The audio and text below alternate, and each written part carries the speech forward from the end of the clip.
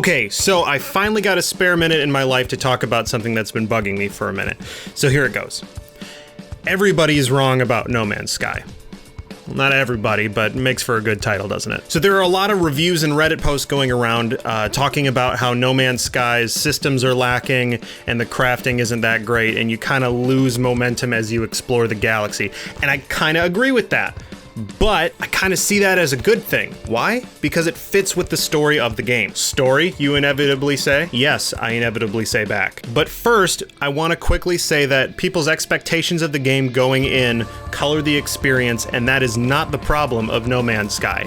Art does not owe you anything. The game is what it is, and you have to see it as that, not what you thought it was going to be, despite what you may have seen or been told. The game is what it is. Art doesn't owe you anything. So, okay, spoilers for the plot of the game, but if you haven't played it now, you probably won't, so here it goes anyway. When you start the game out, there's a beacon by your ship that you can talk to. Basically, it'll tell you to follow the path of the Atlas. They're an ancient race that isn't really around anymore. It tells you that if you follow them, you'll reap rad, unknowable truth about the universe, or you can just explore on your own.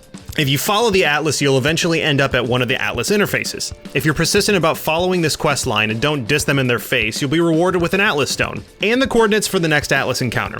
Essentially, this quest line culminates with you acquiring 10 Atlas stones and a couple milestones and trading the stones to create a new star. And they show you a path to a black hole that'll get you way closer to the center of the universe. It's pretty neat, but it's not really anything special. But there's a cool thing that happens along the way that puts the entire game into perspective. So on your way to different Atlas interfaces, you'll exit a warp and find a space anomaly. You can enter it and find a Korvath and a Gek. The Korvath are essentially a Daft Punk hive mind where every life form has a set purpose. The Korvath in the anomaly, however, is free of the hive mind.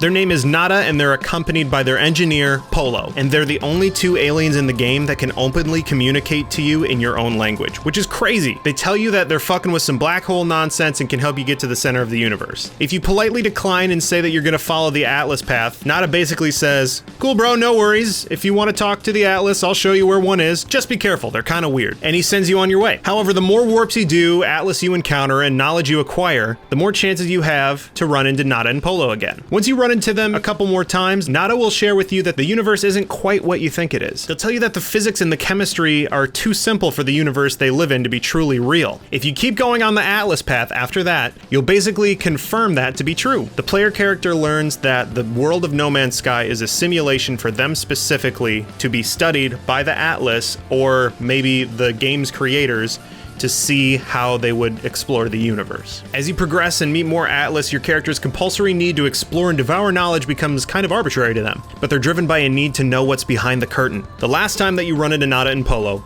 they don't really trust you anymore, seemingly afraid by your communion with the Atlas. Nada knows that they are essentially an error in the universe, and they're essentially cursed to know that their existence isn't real. So what Nada and your encounters with them really do is put the game in perspective.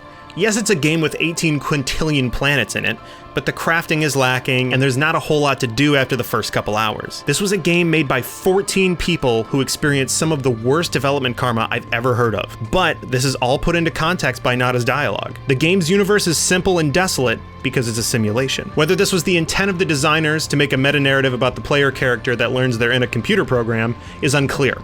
But the fact that those truths are in the game, it puts everything into place. Now, I played No Man's Sky for like 18 hours over the course of 2 days. I bought it on Amazon with Prime for $47, traded it into GameStop for $27. So the game cost 20 bucks. Was it worth that?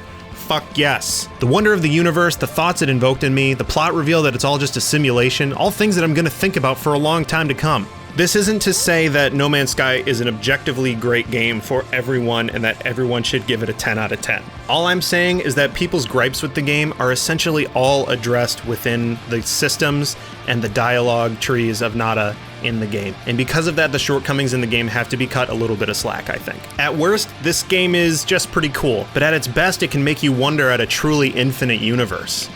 And isn't that worth it? Let me know what you thought about No Man's Sky. If you did play it, did you encounter Nada and Polo? Did you follow the path of the Atlas? If not, tell me what you did do. And if you didn't play the game, what do you think about the revelation of the plot being that it's all just a simulation made for you, the player character specifically? It kind of makes the gripe about the multiplayer thing not really make any sense. And even then, what would you do in multiplayer in No Man's Sky? Anyway, let me know. Have a good day.